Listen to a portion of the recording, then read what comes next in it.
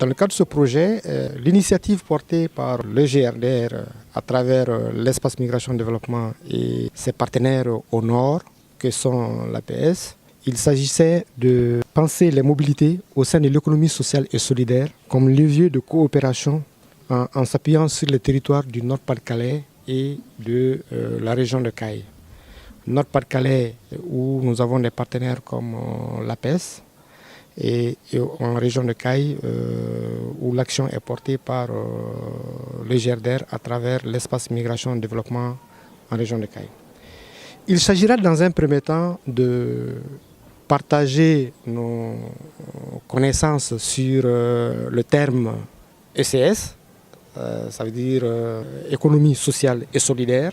Ça a quel contenu pour nous, acteurs du Sud, et ça a quel contenu pour les acteurs du Nord. Donc il fallait dans un premier temps que nous nous accordons sur ça.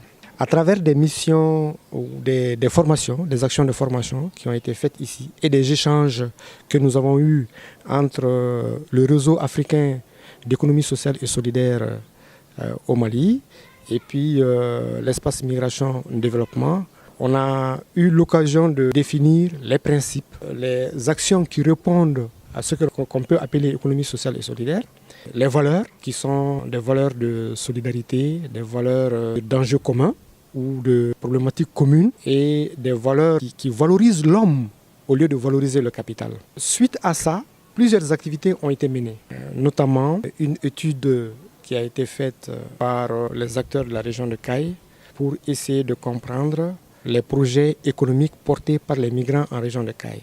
Il s'agissait aussi de voir au niveau des collectivités territoriales ou des organisations de la société civile quelles sont les actions qui peuvent être classées dans la catégorie d'économie sociale et solidaire. Dans ce cadre, nous avons essayé de décortiquer ces outils de planification de ces collectivités territoriales parce que pour mener des activités, il fallait d'abord que les organisations le prévoient.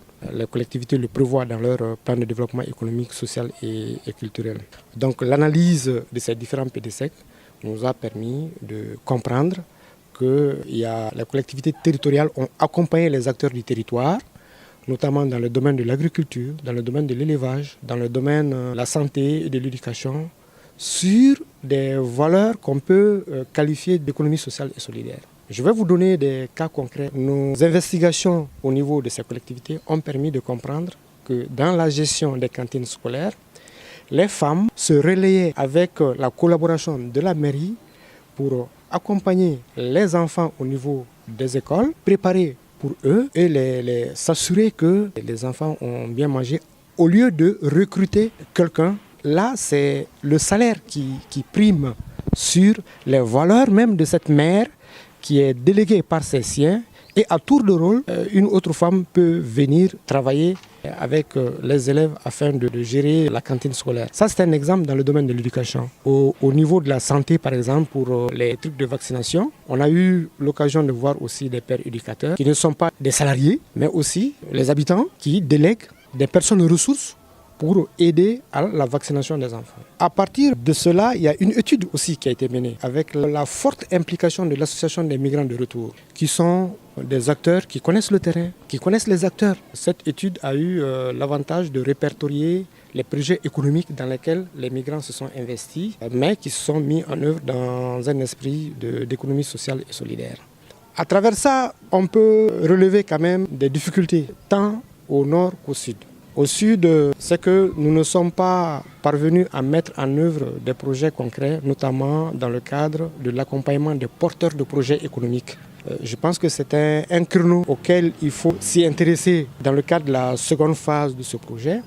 Au nord, nous n'avons pas pu aussi mobiliser les migrants structurés en association ou en tout cas en structure au niveau du Nord-Pas-de-Calais. C'est dû au fait qu'il n'y a pas une organisation formelle comme en Île-de-France des migrants, mais en tout cas des organisations de Maliens qui sont installées à l'île, mais une organisation beaucoup plus d'Africains où on retrouve des Maliens, des Sénégalais, d'autres nationalités. Donc il est difficile en ce moment de faire un lien avec ces catégories d'acteurs qui n'ont pas une attache très forte avec la région de Caille. Il a fallu travailler avec les migrants de l'Île-de-France pour créer ce lien afin de trouver un relais au niveau du Nord-Pas-de-Calais.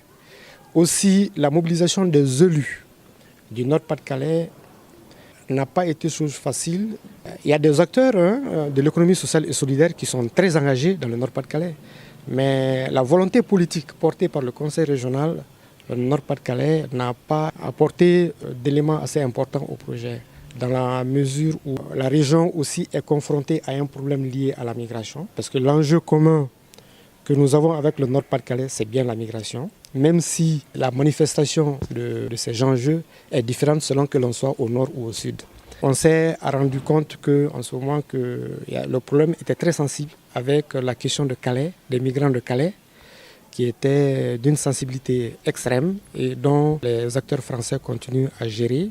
Donc il était important pour nous de gérer cette sensibilité et de faire en sorte que les organisations de migrants, en tout cas, participent au nord à cet apaisement à travers des animations.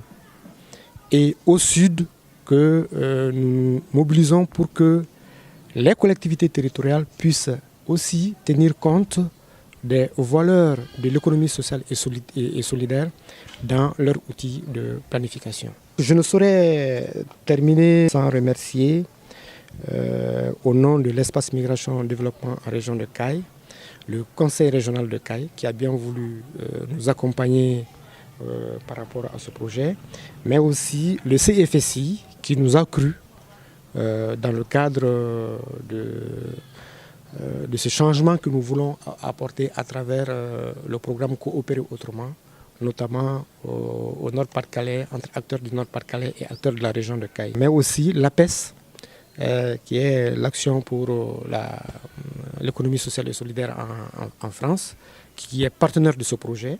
Nous pensons qu'en mettant un accent particulier sur l'accompagnement des porteurs de projets économiques, nous pouvons toucher du doigt les vrais problèmes, mais dans une logique d'économie sociale et solidaire. Donc nos remerciements vont aussi surtout au GERDER qui est porteur de ce projet, qui est membre du CFSI et porteur de ce projet qui a permis aux acteurs comme l'espace migration développement en région de Caille, qui est un bel outil de dialogue, de concertation entre acteurs, de développement travaillant dans le domaine, au niveau du secteur de la migration, et aussi les partenaires au niveau de la France, du Nord-Pas-de-Calais, tels que l'APES.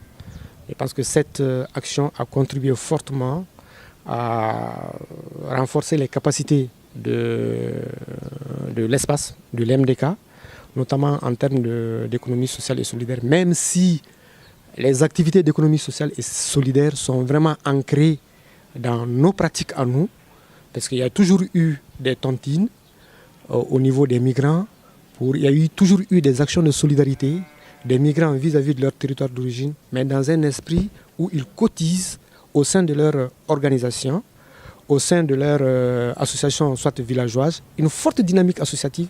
L'association en lui-même est un outil d'économie sociale et solidaire. Donc nous pensons que au moment où la migration se durcit davantage, l'économie sociale et solidaire pourrait être une porte de sortie, un tremplin en tout cas, pour pouvoir développer nos pays du Sud en pensant beaucoup plus à l'homme au lieu de penser au capital qui doit être au service de l'homme.